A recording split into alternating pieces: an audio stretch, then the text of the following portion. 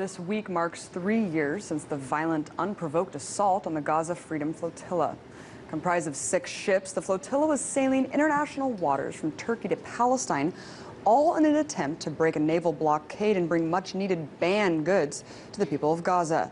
But the ships and the hundreds of human rights activists aboard never saw their destination, because during their voyage they were blindsided and attacked by the Israeli military. Unfortunately, the footage you're seeing now was the only footage ever released from the raid, and it pushes strictly the Israeli narrative of what took place on board, which was a commandeering of all 6 ships with a particularly horrific assault on the Mavi Marmara, where 9 Turkish activists were killed, including 1 U.S. citizen.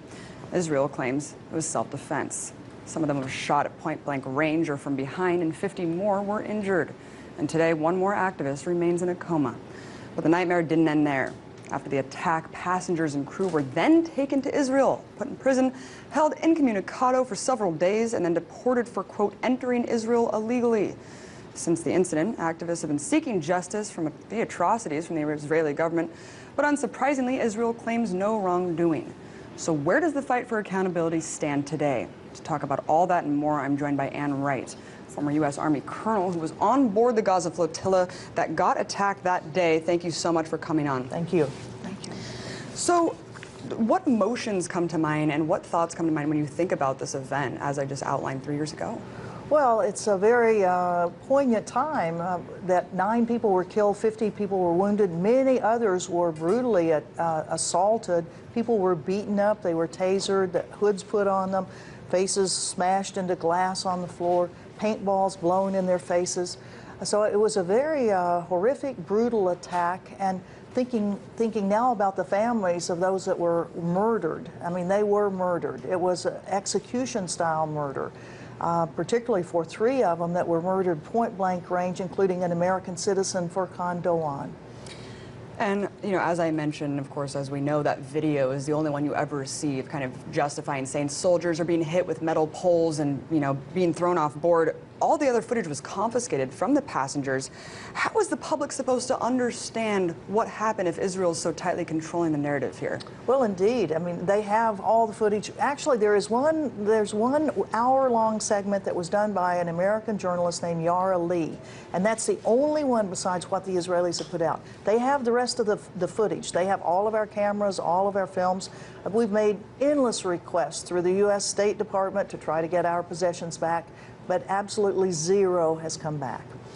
And why was the narrative of self-defense not true? You said that people were executed. I mean, talk about that as someone who was there. Well, the Israeli commandos were actually firing from the helicopters before they even landed anyone there. There were people that were already shot, lying in their own blood before the Israelis came down there. They were going after blood. They wanted to scare everyone, which they certainly did. I mean, when you have commandos with military weapons that are shooting at point-blank range at civilians that have no weaponry at all. It was a very scary time. Do you think that the Israeli government has achieved that chilling effect that they wanted to prevent the pro-Palestine struggle from growing? Not at all. It's done the opposite. It enraged the world to see what the Israelis had done with impunity, the United States protecting them, not being able to get real sanctions against Israel for violations of international law, of murder, and our own country in the United States protecting them. But that just enraged so many more people. The next summer in 2011, we had another Gaza Flotilla with 10 ships in it. Only 2 of the boats actually sailed then because the Israelis had co-opted the Greek government to keep us at port. Our boat, the Audacity of Hope, yes, indeed. Perfect name. Indeed. Actually tried to sail out of the Athens harbor, but we were stopped by the Greek Coast Guard 3 miles offshore. Talk about what goods are being brought into Gaza, because of course Israel says that they have to do this because weapons are on board, damaging materials that could harm people. What was on board? Well, they knew exactly what was on board. If Mossad is as good as they say they are, they knew exactly what was on board and what wasn't. There were no weapons at all. They didn't find any weapons. What was on board all of the ships were symbolic amounts of humanitarian cargo. There were some wheelchairs, electric wheelchairs that were there that never made it into Gaza. Parts of them the Israelis through kind of over the border, but not in a way that they could ever be used.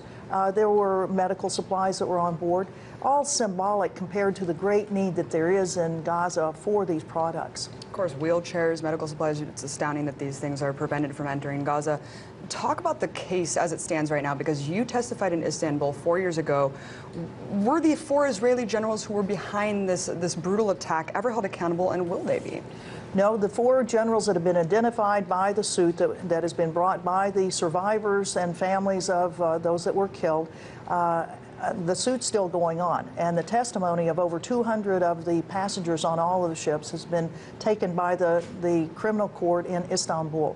The 4 officers have retired now. One of the good things about this is that they can't really travel because there are arrest warrants that are put out for them. And it is important that we try to use legal means to go after people who are violating international law, and particularly those that are in charge of making plans to murder and execute people. And you mentioned that an American citizen had been killed, Turkish-American citizen. Has the U.S. done anything to seek justice or retribution for his death? No, it's outrageous what the United States has not done. They haven't done anything. They haven't tried to hold the Israeli government accountable. They haven't tried to get more information. They didn't conduct their own investigation, instead saying, we will rely on whatever the Israeli government's investigation show. So totally outrageous, and it's a real blight on the credibility of the U.S. government that it won't even investigate the execution of one of its own citizens. Just like Rachel Corrie, trusting the Israeli government and court system on that. And in fact, one of the boats on that flotilla was called the Rachel Corrie. It was a cargo ship that had come out of Ireland.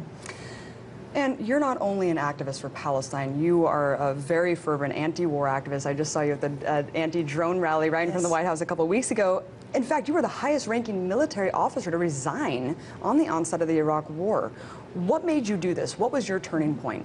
Actually, I was in the Foreign Service when I resigned. I was a U.S. diplomat. I'd already retired from the U.S. military. And I resigned because I felt that the decision to invade and occupy an oil-rich Arab Muslim country that had not done anything to the United States and that had no weapons of mass destruction that I could figure out, even though my boss, Colin Powell, had given this impassioned plea to the UN General Assembly, but it didn't convince me and it didn't convince a lot of other people. But there were only 3 of us that resigned over that.